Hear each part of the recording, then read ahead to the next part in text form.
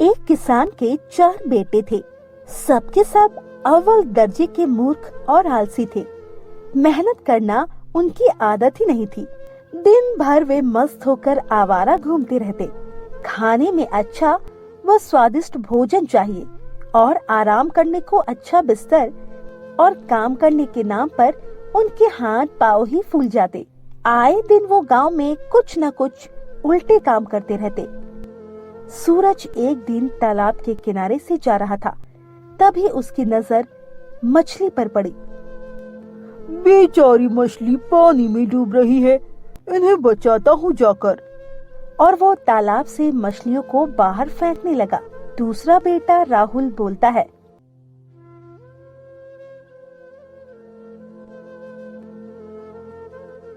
अब मैं बहुत अमीर बन जाऊंगा, क्योंकि अब तो मैंने पैसों के पेड़ लगा दिए हैं। बापूजी हमेशा मुझे डांटते रहते हैं, लेकिन अब वो खुश हो जाएंगे। तीसरा बेटा सुधीर बोलता है, अरे देखो देखो, इस कुत्ते की पूंछ कैसी टेढ़ी हुई है, अभी सीधा करता हूँ। वो कुत्ते की पूंछ को सीधा करने लगा, लेकिन जैसे ही वो पूंछ को छोड़ता, वो फिर से टेढ़ा हो जाता। तभी चौथा बेटा रोहित बोलता है, अरे यार, मेरी सारी गमले भीग चुके हैं, कहाँ है मेरा छाता? वो छतरी लेकर गमलों के पास खड़ा हो गया। बारिश से भीगने से गमलों को बचाने लगा। रामू ने काफी लोगों को बोला कि कोई उन्हें समझा दे, लेकिन उनके कारनामे देख सबने मना कर दिया।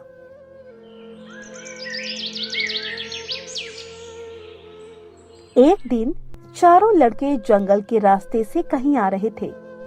घर पहुंचकर, अरे अरे सुनो, एक बार गिनकर चेक कर लेते हैं, कहीं ऐसा ना हो किसी एक को जंगली जानवर ने खा लिया हो। फिर वो गिनने लगे। 1 2 3, और ये क्या है? मेरा शक सही था, हम में से किसी एक को जंगली जानवर खा गया है। अरे अब क्या होगा? बापूजी को क्या बोलेंगे? ओहो, तुम सही कहते हो, बापूजी को क्या बोलेंगे? बार बार गिनने के बाद भी वे 3 ही गिन पाए। उन्होंने जोर जोर से चिल्लाना शुरू किया। उनकी आवाज सुन एक बूढ़ा व्यक्ति अंदर आया। अरे क्या हुआ? तुम लोग इतना शोर क्यों मचा रहे हो? उन्होंने सारी बातें बुढ़े को बताई। अच्छा ये बात है, तुम एक काम करो, एक डंडा लेकर आओ। अब तुम ध्यान से देखना, मैं कितने लोगों को मारता हूँ। 1 2 3 ऐसे करके चारों की गिनती पूरी हो गई। अरे ये कैसे हो गया? अभी तक तो 3 थे, अब 4 कैसे हो गए? तभी बूढ़े व्यक्ति ने बोला, तुम खुद को छोड़कर सबको गिन रहे थे, इसीलिए गिनती कम थी।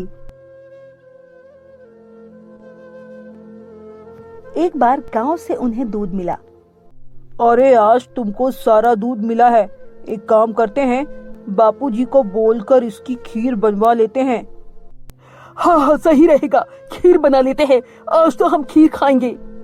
वे बापूजी को मनाने लगे। सुनिए बापूजी, हमारे लिए खीर बना दीजिए ना।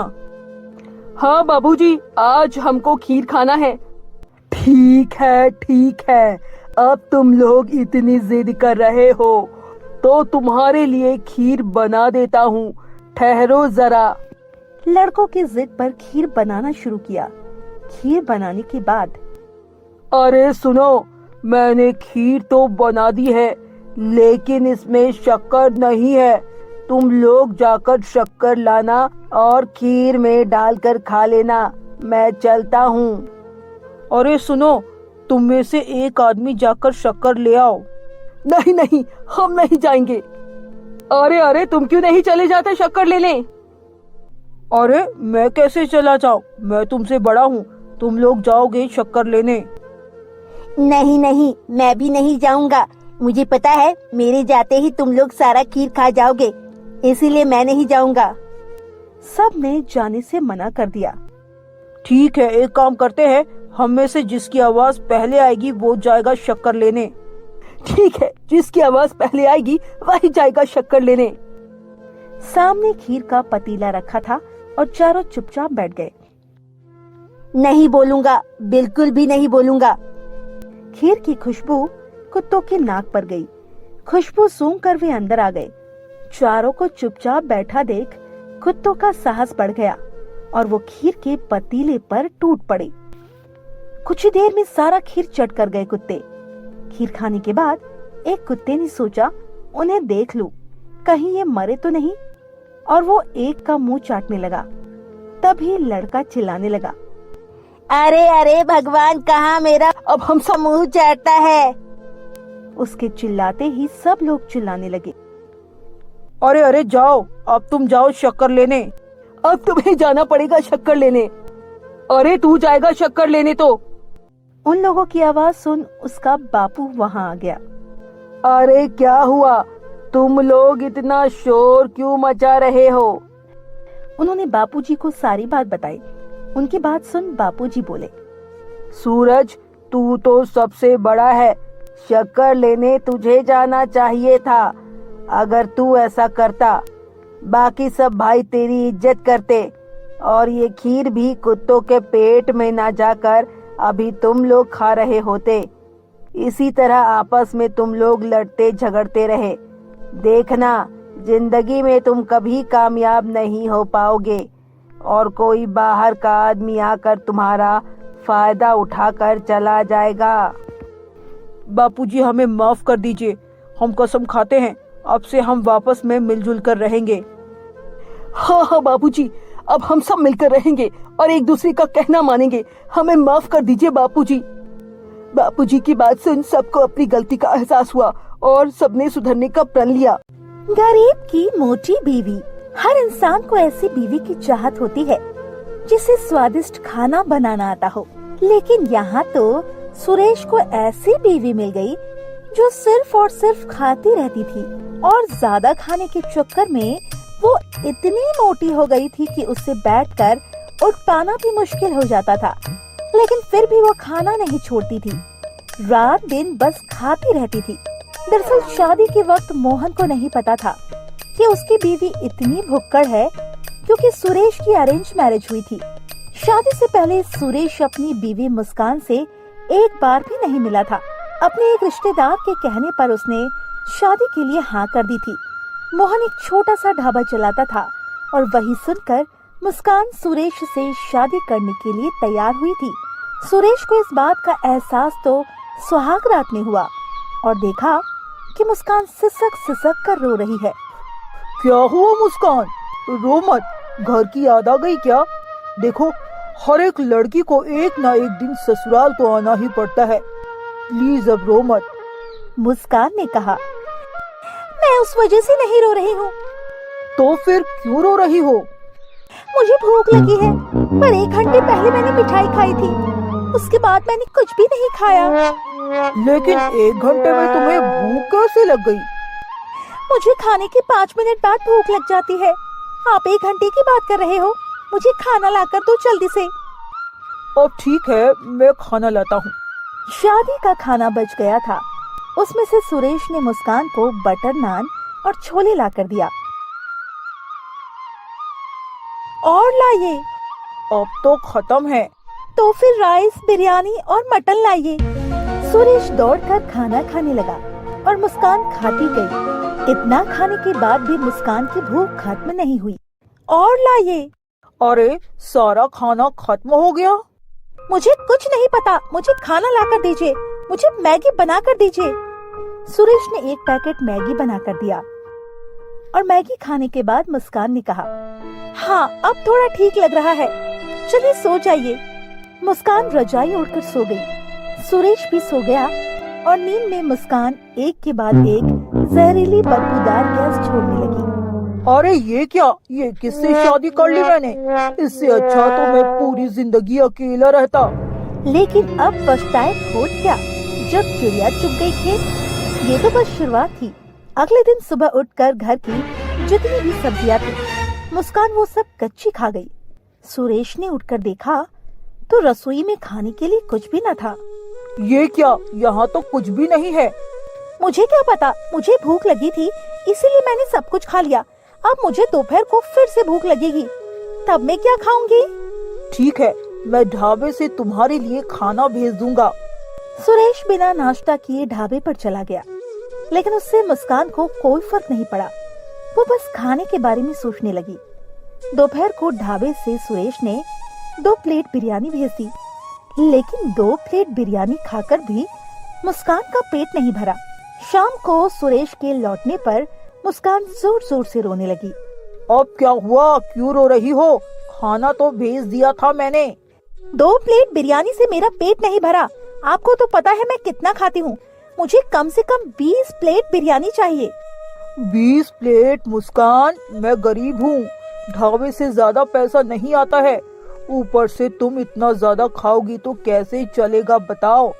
और अपना वजन देख रही हो, ऐसे वजन बढ़ता रहा तो बीमारियां आकर जकड़ लेगी तुम्हें। क्या आपने मेरे खाने को और मोटापे को लेकर ताना मारा? मैं चली जाऊंगी, मैं आज ही मायके चली जाऊंगी छोड़कर। अब सुरेश मुश्किल में पड़ गया। शादी के 1 दिन बाद ही अगर बीवी मायके चली गई तो लोग क्या कहेंगे? सुरेश मुस्कान को समझाने लगा। रो मत मुस्कान, ठीक है, मुझसे गलती हो गई, रो मत। मैं चली जाऊंगी। अगर आप मुझे खिला ही नहीं सकते हो तो मुझसे फिर शादी क्यों की? सुरेश ने अपने मन में कहा, मुझे थोड़ी पता था कि तुम इतना ज्यादा खाती हो। भगवान क्या मुसीबत में डाल दिया मुझे। लेकिन सुरेश मन की बात मुस्कान को बोल नहीं पाया। उसने कहा, अब मत जाओ मुझे छोड़कर, मुझसे गलती हो गई मुस्कान, ठीक है, अब से तुम जितना चाहे उतना खा सकती हो, ढाबे से जब जो चाहो उतना खा सकती हो। तो फिर मैं तुम्हारे साथ हर रोज ढाबे पर जाऊंगी। ठीक है, वही होगा। अगले दिन मुस्कान सुरेश के साथ ढाबे पर गई और सिर्फ खाने लगी। मेरे लिए तंदूरी रोटी और बटर चिकन ले आओ। अरे ले यार, जल्दी ले आओ। और साथ में तंदूरी चिकन भी ले आना, और हाँ, सिरके वाला प्याज भी। मुस्कान खाती रही और सुरेश के कर्मचारी खाना बनाने लगे। लोग खाने के लिए ढाबे पर आए और खाना न मिलने पर भागने लगे। और भैया मेरे लिए रुमाली रोटी और दाल मखनी ले आना। रुमाली रोटी तो है लेकिन दाल मखनी नहीं है साहब। तो फिर चिकन भरता?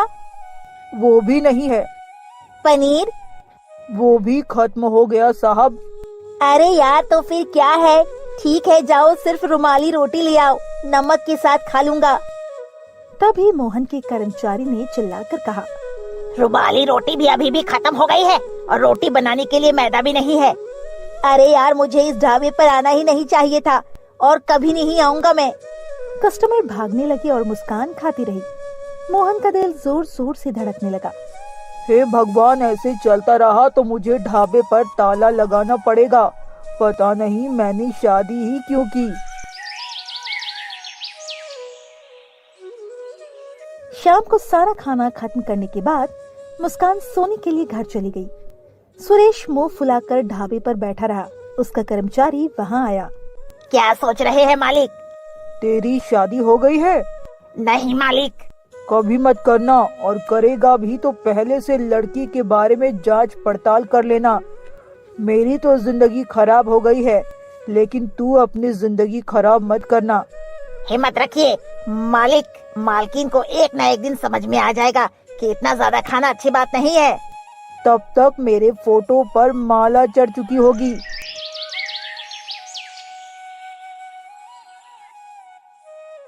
इसके बाद 1 महीने तक मुस्कान ढाबे से खाना खत्म करने लगी। सुरेश और गरीब होता गया और महीने के अंत में लोगों से उसे उधार लेना पड़ा। सुरेश जब सब कुछ छोड़ छाड़ कर भागने की सोच रहा था,